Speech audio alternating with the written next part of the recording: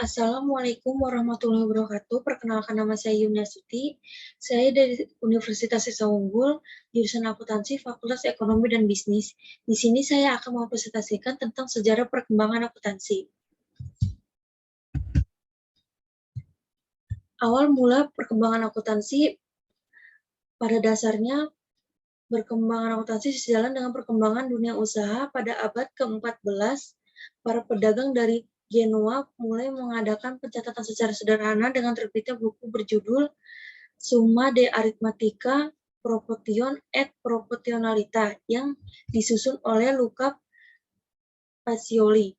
Pada tahun 1454, pembukaan dimulai secara sistematis dengan sistem berpasangan. Sistem pembukaan berpasangan ini berkembang di Eropa, khususnya Belanda, yang lebih dikenal dengan sistem konstituante pada abad ke-19. Pada saat Belanda meninggalkan Indonesia dan diganti oleh Jepang, tenaga akuntansi mengalami kekosongan. Setelah Indonesia merdeka dan mendapat pengakuan dari Belanda, barulah di sini putra-putri Indonesia dikirim ke Amerika Serikat untuk memperdalam ilmu akuntansi. Dan pada tahun 1952 mulailah dibuka jurusan akuntansi dengan Fakultas Ekonomi dan Bisnis di Universitas Indonesia yang kemudian diikuti oleh perguruan tinggi lainnya.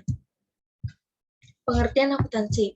Akuntansi adalah suatu proses mencatat, meringkas, mengklarifikasi, mengolah, dan menyajikan data transaksi, serta berbagai aktivitas yang berhubungan dengan keuangan.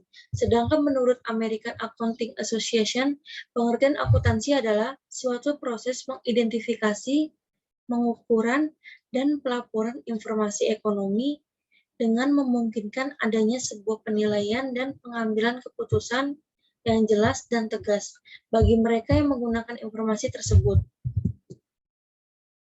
Akuntansi dan double entry. Pencatatan dengan sistem double entry biasanya digunakan oleh perusahaan yang mempertimbangkan urusan yang berkaitan dengan hutang piutang. Setiap transaksi di dalam perusahaan dicatat ke dalam sisi debit dan kredit, sehingga bisa menimbulkan keseimbangan dalam keduanya. Double entry atau pembukaan berpasangan merupakan sistem akuntansi yang diperkenalkan oleh Luca Pacioli melalui bukunya. Sistem pencatatan ini menggunakan pencatatan menggunakan sisi debit dan kredit karena perusahaan pada saat itu membutuhkannya untuk menyusun neraca dan laporan laba rugi. Adapun keuntungan yang diperoleh perusahaan itu sendiri jika menggunakan sistem double entry. Yang pertama, sistem double entry akan membantu perusahaan untuk mencatat transaksi keuangan perusahaan secara lengkap. Yang kedua, untuk mengidentifikasi atau mendeteksi adanya kesalahan. Yang ketiga, akan menghasilkan laporan yang akurat. Profesi akuntansi. Pertama, ada akuntan publik atau akuntan privat, adalah akuntan yang menjalankan fungsi pemerintahan secara bebas dan atau independen terhadap laporan keuangan perusahaan atau organisasi lain, serta memberikan jasa kepada pihak-pihak yang memerlukan. Tugas-tugas akuntan publik diantaranya adalah yang pertama, melakukan pemeriksaan, yang kedua, memberikan jasa perpajakan, yang ketiga, memberikan jasa konsultasi manajemen. Yang kedua, ada akuntansi internal. Akuntan internal adalah akuntan yang bekerja di bawah atau di dalam perusahaan organisasi tertentu sebagai karyawan. Tugas-tugas akuntansi internal diantaranya yang pertama menyusun sistem akuntansi, yang kedua menyusun laporan keuangan, yang ketiga menyusun anggaran, yang keempat menangani pemeriksaan internal, yang kelima menangani masalah pekerjaan. Yang ketiga ada akuntan pemerintah. Akuntan pemerintah adalah akuntan yang bekerja pada badan-badan pemerintah. Yang keempat ada akuntan pendidikan.